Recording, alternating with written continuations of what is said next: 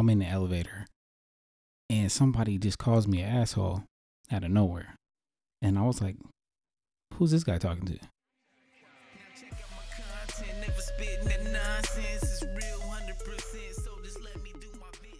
Okay, so last episode I talked about saying no and meaning no when you say no.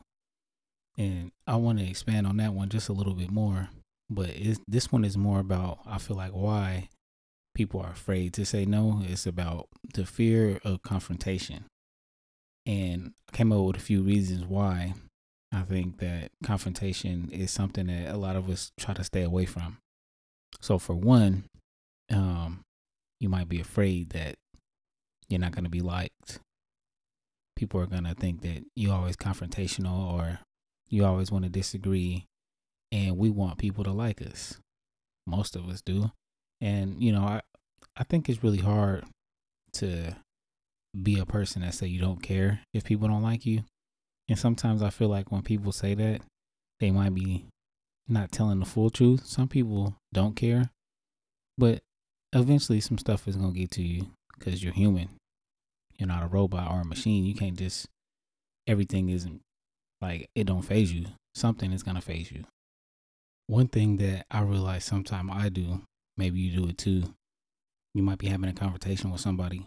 You want to get your thought out so bad that you don't slow down and actually communicate what you're trying to say. And you might start stuttering or talking really fast, or you might say something that don't even make sense because you're so anxious to get out your part and you're not thinking. So we got to slow down sometime, think about what you want to say, or why you want to say it, and how it's going to affect the whole situation. And sometimes it's not even worth your time to argue with somebody or have a confrontation. Every battle isn't worth the fight. Sometimes you can just be like, you know what, skip it. Either you tell them they won or you just leave it alone. You just be like, whatever, it don't matter to me. Some stuff is just too petty to even think about.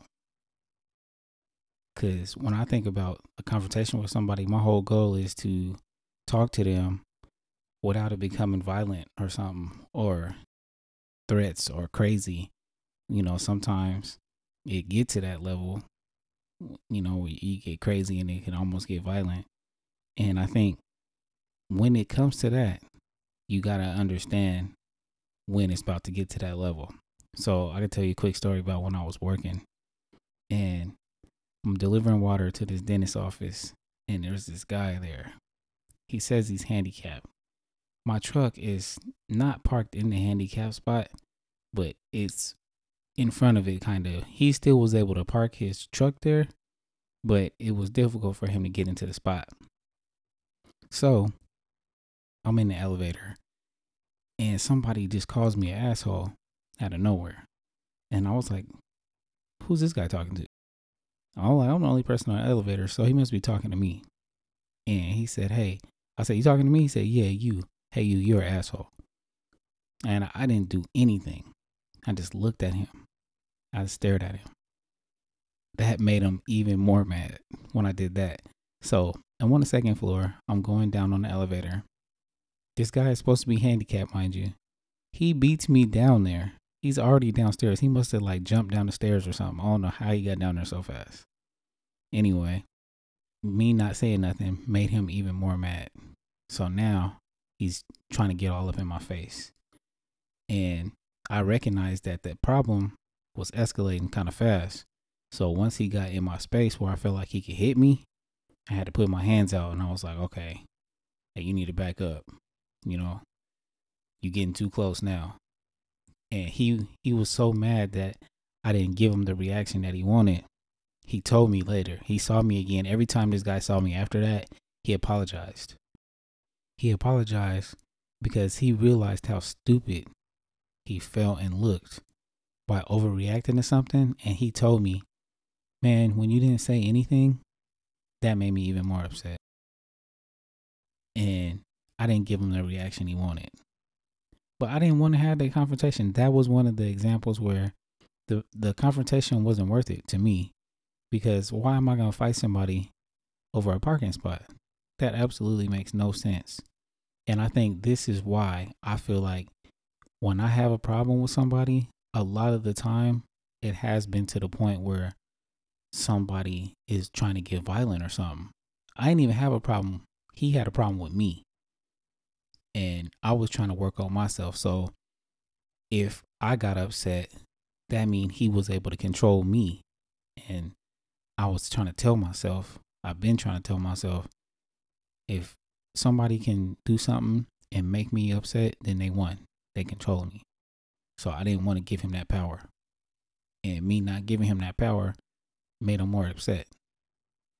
So remember if it's worth the battle, and also be on the lookout for people getting too close to you, balling their fist up, looking around. I feel like one of the classic ways people get knocked out or something crazy happening to them is when they like not really paying attention and somebody is looking around like back and forth to see if somebody else is watching, then that's when they swing on you.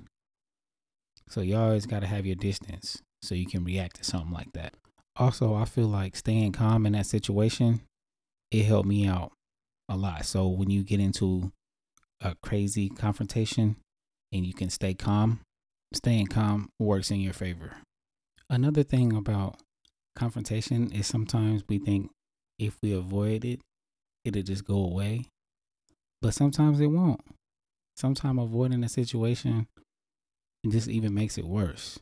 Like if somebody's been bugging you or been doing something to you and you don't like it and you're like, I'm gonna just not do nothing about it, hopefully it'll go away, then it can get worse because you never checked it from the beginning.